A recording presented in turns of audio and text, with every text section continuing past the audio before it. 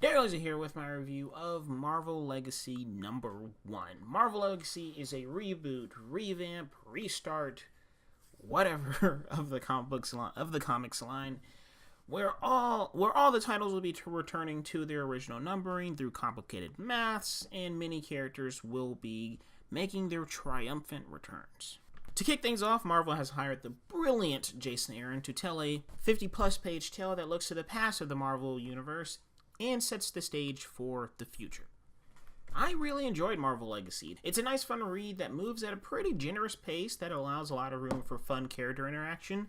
Fun is a key word in this book. It's something that I wasn't actually expecting from this book, and I'm glad that I got. The banter, while sometimes is a little unwelcome, not everybody needs to be witty, is nice. I love when characters go back and forth with each other. Whether it's the Avengers BC, Phoenix and Odin, or Ironheart, Falcon and Thor, it's a fun read. Which, by the way, I am super excited for the possibilities that Avengers BC will bring. All of those characters seem super cool and worthy to be explored. Also, the idea of a romance between Phoenix and Odin is super, super interesting, and I'm so glad Aaron and Marvel are playing with that idea. Plus, more Thor hitting on Falcon, please. Actually, fuck it. Just make a road trip comic with Thor, Falcon, and Ironheart. That'd be great. But back to Marvel Legacy. Another thing I really enjoyed about Legacy is Marvel embracing the crazy cosmic side of itself. The Celestials, the Phoenix, Alien Wakanda, which, someone please explain that to me, because I don't understand that part of the story. Having read and fallen in love with a lot of Jonathan Hickman's Marvel work, I love that Marvel's kind of becoming this zany sci-fi madhouse full of big ideas. I know it's done that in the past with some of the Kirby things, but I just like that it's really kind of going out there, and I really enjoy that. And the mystery they're setting up it's fine, familiar but fine. Also, before I get into some of my negatives about the comic book, let's talk about some of those returning characters, which, by the way, spoilers, big old fat spoilers. First up, Wolverine is back, bitches. How did he survive this? What is he doing at a secret base? Why is he so interested in Infinity Stones? Why are Infinity Stones still in play? Oh yeah! Anyway, he's back. And I'm not gonna lie, how and why aside, it was awesome. It really did put a smile on my face. Wolverine has returned. I mean, when you see him in that panel where he's just like leaning up against the truck, drinking the beer, you have like Guess Who's Back from Eminem just playing in your head, when like that's what automatically start playing in my head, because he's back. I mean, he can team up with Laura again. He can go on many more adventures with the X-Men. He can I know Wolverine's son is out there with the X-Men, so it's very exciting to he's back. It's fun. It's nice to have Logan back. It's kind of convenient now that Hugh Jackman's Wolverine is dead, and now they decided to bring him back, but I digress. The biggest, most heartwarming reveal, however, was the hinting at the long-awaited return of the Fantastic Four. Now, quick comic book history lesson. Now, if you don't know, after Secret Wars, the Fantastic Four were split in half, or, well, what's 2 of 6? Anyway, they were separated. Mr. Fantastic, Susan Storm, and their children are out in the cosmos, creating the cosmos. They are creating universes and exploring them. They even recreated the Marvel Universe after Secret Wars. So the Fantastic Four created the Marvel Universe, which is pretty awesome. Johnny Storm and Ben Grimm stayed on Earth or not. I don't know. They're just not creating universes, but they are in Legacy, teaming up, speaking some fucking truth about the place of the Fantastic Four in comic books. I really love that. It was very honest. It was very beautiful. And, the Fantastic Four, they belong. They belong, and eventually they're coming back. You just need a good writer. You need a good writer, good artist, good editor, someone behind them, because they need to be back into the fold. And I'm really glad that Legacy is promising that. And we also see the return of Valeria Richards, as she is revealed to be the narrator of Legacy. It is also revealed that she is trying to get back home. The Fantastic Four are trying to get back to the main Marvel Universe. which was pretty cool. I mean, I like that. You know, as I said, they might be coming back. You might, within the next few years, you might actually see some Fantastic Four, and that's really exciting to me. Legacy does a lot right for me. The themes, the art, the returns, the laughs, the cosmic. But there are a few things that I would have liked for them to do better.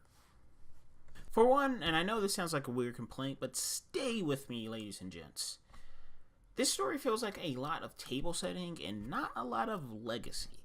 As I said before, this is a book that sets up the Marvel Universe going forward, but this is also a book called Marvel Legacy. And while there's a lot of talk of legacy, I never really felt like that was present.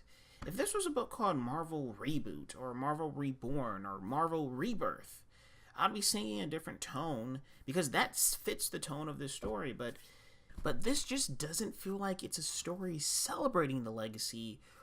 Rather, it's a story setting up another story or saga for a great legacy. Also, speaking of DC Rebirth, this did remind me a lot of DC Rebirth with the structure and format they decided to tell it, which isn't the worst thing because Rebirth was awesome.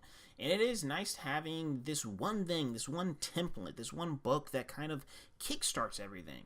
But I do think they could have avoided the narration of the long gone character lost in time and space, or the doomsday prepping with all the warning of the dire threat coming to the Marvel Universe, similar to what they were doing with Dr. Manhattan and Wally West, or the Green Man in a World with a staff. I'm joking, that's nitpicking, that's not valid.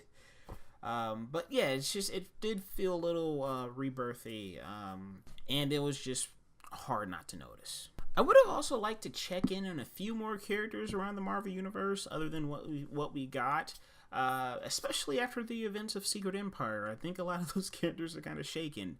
But yeah, I would have liked just to check on a few more areas in the Marvel Universe. Also, when did Starbrand start talking like an encyclopedia? Granted, the last time I saw him, he had just received his powers, but still, what the fuck, dude? I mean, like, how he was talking, there's so much exposition, and it was odd. Stay down, you flame-headed child. Accept defeat. You cannot stop me. I mean, dude, the hell? Also, rip Starbrand. Last on my list of negatives is, why did the secret weapon have to be an Infinity Stone? I mean, why? I mean, aren't there other objects or secret weapons in the Marvel Universe? Are we building up yet again to a showdown where these things are involved? It just seems like something tacked on to tie into Infinity War. But I like it when Marvel events don't mirror what's happening in the movies. It's still an early reveal, and what I said might just be the ramblings of an angry YouTuber, but I just really don't want to see that happen in a comic book. On the screen, give it to me. Also, one last thing.